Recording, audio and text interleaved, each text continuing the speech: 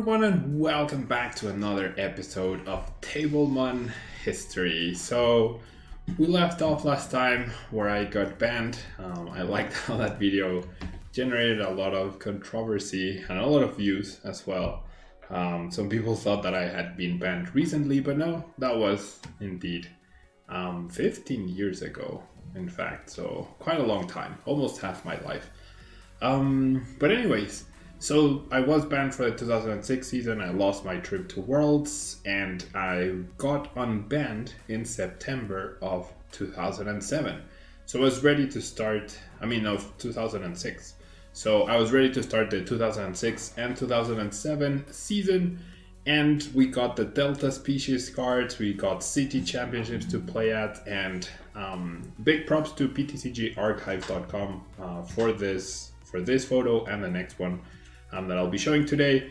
I remember dominating city championships with Meta Knight, this deck that relied on Dragonite Delta, getting energy from the discard pile, lightning energy from the discard pile onto your bench, as you can see with the Blaziken decks. I've always enjoyed those sort of strategies, and then later on Electric and Malamar and Bronzo and all of those decks that get energy back from discard pile. I've always really enjoyed them. And then we have Meta Knight, which dealt 30 damage for each energy you chose to discard from your Pokemon in play. So essentially this was Blaziken Ninetales or Blaziken Rayquaza with double stage 2s, but you had consistency of the Holland's Castform engine, and then you could use Latios Prism Star. I remember using a 1-1 Sceptile EX Delta tech line in my personal deck for City Championships to counter other EX Pokemon. It added an extra colorless in their attack. It was like my secret tech by then. Secret techs and 1-1 lines were sort of my my personal thing since the 1-1 Milotic in the 2005 Worlds deck. So I remember that season we had a 200 player city championship, so a 200 player League Cup essentially. The entry fee was free, so that drew in a ton of players, and the game was very popular back then here in Mexico. So I remember playing Meta Knight at this 200 player League Cup, essentially. I went 8-0 in the Swiss round, and I got to top 8, and my starting hand, like you can ask Mexican players about this, everyone saw, my starting hand for top 8, which was still best of 1, I believe, was Trico and 6 lightning energies. So I was not able to get past top 8. But I distinctly remember, like, there had been rumors and players like, oh, but Pablo was banned, but now he's back. How's he going to do? Blah, blah. And so the first city championship, boom, 8-0 to start off the season. Get some ELO points. Yeah, so in 2007, Worlds was announced to be in Hawaii. So everyone was very excited. Like, going to Hawaii always has this... I don't know, like, it's Hawaii, right? I don't know, it's a cool destination. It's an exotic destination. So everyone was very excited for Hawaii. At this point, they changed the whole system again. They weren't awarding trips other than to the winner of the national championship, maybe. I'm not entirely sure. But you could also win the invite and the trip to Hawaii by being in the top 8 of North America, right? So this meant I had to compete now with North American players, including Americans and Canadians, in order to get that the invite and paid World trip if I didn't get one at the national championship, right? So that put on a ton of pressure because the system they used back then, it was ELO. Yeah, there were no championship points back then. It was the ELO rating. And every match, no matter if you played at a league challenge, essentially called Battle Roads back then, League Cup, regional, or national championship, every match counted the same, okay? Every single match.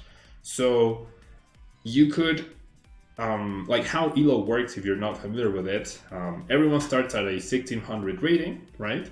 And then if a 1600 player plays a 1600 player and like whoever wins, they get 16 points, right? But then if a 1600 player plays a 1600 player, right? So 1616 versus 1600, then instead of winning 16 points, you win 50, right?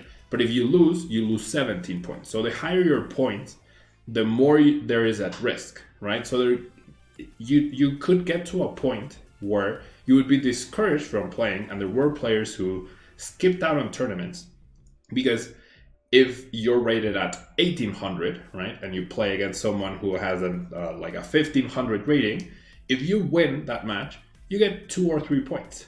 But if you lose that match, you lose 30 or 29 points. So the win versus reward, or the risk versus reward was not there, and you risked so much. So as I'm saying this, I'm definitely remembering like I went 8-0 and lost in top 8 at that first city championship. And then I think I won like 2 or 3 in a row, going completely undefeated with Meta Knight back then. So I was something crazy like 27-1 in the beginning of the season. My rating was already close to 1900 at the time. And back then I didn't know, right? It was a new system, so no one knew what the threshold was going to be. But if I had only played those 4 or 5 city championships at the time, and then stopped playing for the rest of the season, I would have guaranteed my trip and invite to Worlds. However, as the season drew closer and I made it to top 32 at the national championship with this deck. I don't have that image saved. So I played Raichu Delta and Executor Delta at the national championship, got to top 32 and lost in top 32 to Floridos. So that meant I didn't get a direct invite and trip to Worlds. And so I needed to earn one through the rating. And at the time, since I had not as a dominant performance at state championships, and then I was so high in the ratings that any loss took away so many points that then I needed like 6 or 7 wins to compensate for, that it was just like not worth it, right?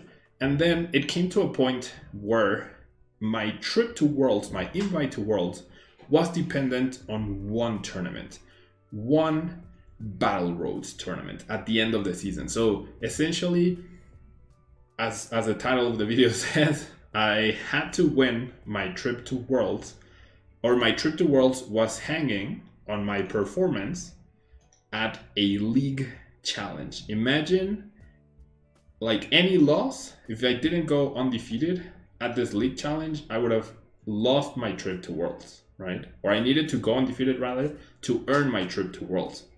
So right before these league challenges, Diamond Pearl had been released. So I chose to play Infernape Delcatty for that one magical, I'm going to call it league challenge so that most of us understand, but it was a Battle Roads tournament. Infernape Delcatty earned me that trip. I went 5-0, all right? And the players there had decent-ish ratings, so the wins actually got me points. I did like a plus 40 points at that tournament because my opponents from the national championship had done well, and I was something like 1840 or something, and they were at like 1700s or close to 1800s. And the threshold was something like 1875 or 1870 or something weird like that. So I won 40 points, and I was out of the 8 players that could earn a trip to Worlds. At the end of the season, I was ranked 7th. So it was really close. Obviously, my goal was to become national champion and earn the trip that way, but it ended up not playing out that way. And I ended up earning the trip at the very last minute through that magical Battle Roads tournament. Like I distinctly remember, I don't remember the games a lot. I remember the last round though. Like I remember the pressure that I was feeling in that last round. I remember the adrenaline of that last round where I knew everything was on the line. A trip to Hawaii was on the line at like in that one best of one. So I distinctly remember like just shuffling up, about to set up, and just telling myself, please don't dead draw, please don't dead draw. Because usually, I don't know, like to me it feels like if I don't dead draw, I'm usually very good at finding my win condition and making a plan to win, right? And especially back then when everything is single prize or 2 prizes, but it's mostly single prize, there are a lot of comeback possibilities, right? And especially if you strategize more than your opponent, then there's a lot of comeback possibilities in that format. But if you dead draw, right, and you just draw pass, then there's nothing you can do. There's no strategy. It's just all luck. So I distinctly remember just telling myself, don't dead draw, don't dead draw, don't dead draw. And then when I saw my starting hand, I like breathed very happily because it was not a dead draw. And I ended up pulling off a very, very close match. And I ended up winning that magical Battle Roads tournament. And I earned my trip to Worlds 2007, which that year, there were only going to be 64 players or so invited to the tournament directly. So it was definitely a much smaller tournament than the previous years at Worlds, which had gotten bigger and bigger. And so it was like the most prestigious Worlds yet, the most exotic, prestigious location yet, and I definitely didn't want to fail to qualify to the Worlds, right? And so up to that point, right, and up to 2021, every time I've like proposed myself that I will qualify to Worlds, I've been able to do so. There were some years where I didn't play basically any Pokemon because of university. We'll get to that eventually, the dark ages I call them. But I don't know, that I remember that 2007 season because it also felt like I had something to prove, you know, like I had been banned, I lost my world strip, I was in like the best Pokemon form of my life during Worlds 2005, after Worlds, dominating the 2006 season and up to the point where I got banned.